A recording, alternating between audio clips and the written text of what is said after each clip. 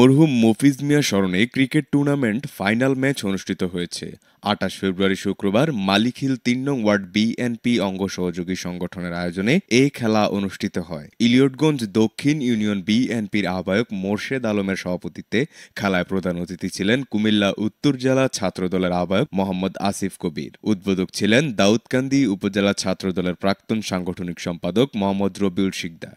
মরহুম মফিজ ভাইয়ের স্মরণে আজকে যে খেলাটি অনুষ্ঠিত হতে যাচ্ছে সেগুলো হচ্ছে মোল্লাবাড়ির একাদশ, সিএনজি একাদশ। এই দুই খেলোয়াড়দের মধ্যে আজকে খেলা অনুষ্ঠিত হবে। আজকে যে খেলাটি অনুষ্ঠিত যাচ্ছে আমি শুভ উদ্বোধন ঘোষণা করলাম এবং খেলাটি যাতে আজকে দুই পক্ষ মিলে সুন্দরভাবে খেলাগুলো পরিবেশন করতে পারে সেদিকে সবাই সজাগ থাকবেন এবং আমরাও যারা অতিথি আছি সবাই আমরা খেলাটি সুন্দরভাবে উপভোগ করব এবং সবাই সুশৃঙ্খলভাবে আপনারা এই খেলাটি উপভোগ করবেন। মারুফ ভাই বলছেন, সবসময় বলতেন যে চরিত্র বা অন্যান্য নেশা থেকে দূরে রাখতে হইলে একটা টুর্নামেন্টের আয়োজন করতে হবে, ভালো খেলার আয়োজন করতে হবে। মারুফ ভাই সবসময় বলেন যে চরিত্র ভালো থাকলে বা চরিত্র ভালো রাখতে হইলে অন্য নেশার থেকে কাটাইতে গেলে আমরা টুর্নামেন্টের বা ভালো খেলার আয়োজন করতে হবে, ফুটবল ক্রিকেট টুর্নামেন্ট। তাই মারুফ ভাই খেলাটি উদ্বোধন করে আজ পর্যন্ত আমরা সবাই এই খেলাতে আমরা মনোযোগ দিয়েছি এবং কি তারা ভালো খেলবো। ক্রিকেট খেলা একটি সুন্দর খেলা।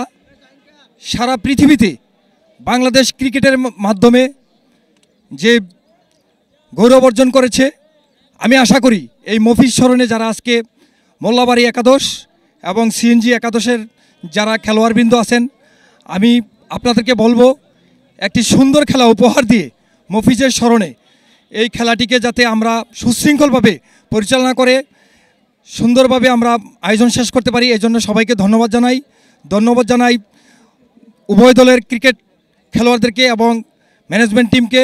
মরহুম মফিজ ভাই আমাদের একজন ত্যাগী নেতা ছিল। ওনার যে কোনো প্রোগ্রামে যে কোনো কর্মসূচি আমরা ওনাকে পাইতাম। দেখ আমাদের মাঝ থেকে উনি হারিয়ে গেছে, আমরা তার রুহের মাগফিরাত কামনা করছি এবং ব্যস্ত নসিব করুক।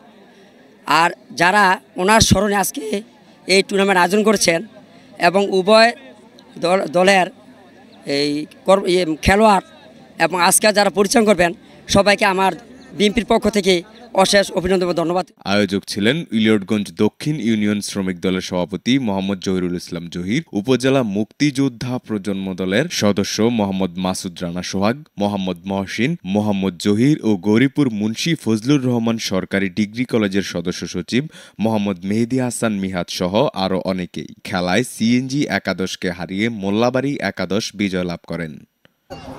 সম্মাননা স্মারক গ্রহণ করছেন আসিফ কবির ভাই। নতুন ভাইকে সম্মাননা স্মারক তুলে দিবেন। ছাত্র দলের আহ্বায়ক সদস্য হাবিব সহ অন্যান্য